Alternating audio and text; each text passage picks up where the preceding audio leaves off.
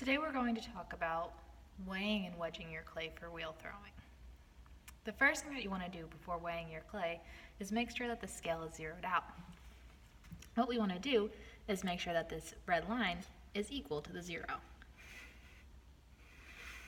Just by moving the bottom of our scale, we can make sure that we have a perfect alignment.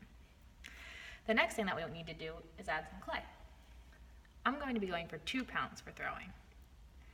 Here we can see we have about 1.5 pounds. And if we add a little bit more, we'll be right at that 2 pounds.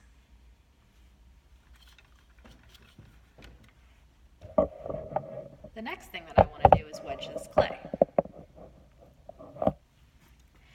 For wheel throwing, it's really important that our clay doesn't have any air bubbles left in it. So I want to put my 2 pieces of clay together really well and then start to wedge. Remember, when we're wedging our clay, that we're working from the tips of our fingers to the heels of our hands. Pushing, rounding out, and pushing again. Change directions on my clay about 90 degrees and continue.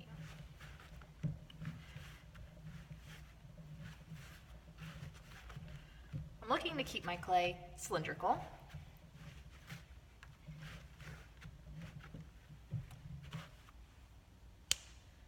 Just like this. I can pat this into even more of a cylinder,